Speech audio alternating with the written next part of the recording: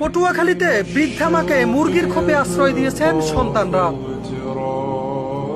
দর্শক, একটি মর্মান্তিক ঘটনা জানাতে চাচ্ছি আপনাদের, যা শুনলে আসলে আপনার চোখ থেকে পানি বের হবে। আপনি নয়, শুধু যে কোনো হৃদয়বান মানুষের চোখ থেকে পানি চলে। বলা হয়ে থাকে মায়ের পায়ের নিচে সন্তানের বেহেশত, কিন্তু সেই মায়ের প্রতি যখন এরকম অবহেলা করা হয়, জন্ম দিয়েছেন যিনি, সেই মাকে যদি এরকম একটি মুরগির খোপের মধ্যে আটকে রাখা হয়, তাহলে যেন আল্লাহর আরশ কেঁপে ওঠে, সন্তানের জান্নাত যেন হারাম হয়ে যায়। এরকম একটি ঘটনার বর্ণনা জানাতে চলেছি আপনাদের। যে মা বাড়ি বাড়ি ভিক্ষা করে সন্তানদের লালন পালন করে বড় করেছেন, সেই গর্ভধারিণী মায়েরই আজ আশ্রয় হয়েছে মুরগি রাখার খোপে। বৃষ্টির পানিতে ভিজে যাওয়া এরকম স্যাঁতস্যাঁতে পরিবেশেই দীর্ঘ বছর যাবৎ বসবাস করছেন জনম দুঃখিনী মা। মুরগি রাখার এই খোপটিতে নেই কোনো কাঁথা কিংবা বালিশ, এমনকি হাওয়া বাতাসও চলতে পারে না ঠিকঠাক। দেখা যায় এমন একটি ঘরেই কোনো মতে খুঁটোমুটো দিয়ে বসে আছেন অসহায় মা। একটু পরপর খাবারের জন্য করছেন ডাক চিৎকার, কিন্তু কে শোনে তার চিৎকার?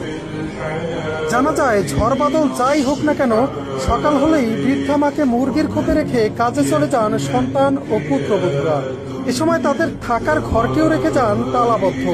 নিরুপায় হয়ে খাবারের আশায় নরবরে শরীর খানা নিয়েই এবারে ওবারে ছুটে বেড়ান জনম দুঃখিনী মা। সম্প্রতি পা পিছলে আছাড় খেয়ে মাথা ফেটে যাওয়া সহ হাত ভেঙে গেছে বৃদ্ধা মা নূরজাহান বেগমের। সারাদিনের যন্ত্রণায়ও ছটফট করছেন তিনি। এছাড়াও একটু পানি খাওয়ার জন্য করছেন তীব্র আহাজারি, কিন্তু একাকী বাড়িতে তার করুণ আহাজারি শোনার জন্য কেউ নেই।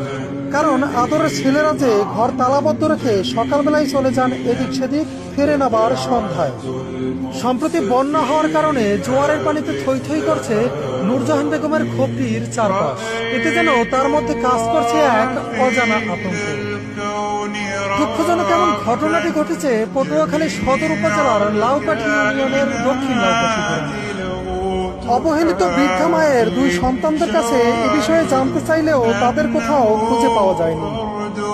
10 মাস 10 দিনের তীব্র কষ্ট, প্রসব বেদনা, নিজে না খেয়েও সন্তানকে খাওয়ানো, ছোট থেকেই আদর যত্নে সন্তানদের শখ আহ্লাদ পূরণ করে বড় করা, এত ত্যাগ স্বীকার করেও মা নামকে জান্নাতের টিকিটটি শেষ বয়সে এসেও একটু যত্নের ভাগিদার হতে পারেন না। অবশ্যই সন্তান হিসেবে আজীবন মায়ের প্রতি আদর যত্ন ও ভালোবাসা আমাদের নৈতিক দায়িত্ব ও কর্তব্য। এজন্য প্রয়োজন আমাদের মানবিকতা বোধের, শিক্ষিত হওয়ার আগে প্রয়োজন মানুষ হওয়ার। তবেই পৃথিবী হবে আরো সুন্দর, শান্তিময়।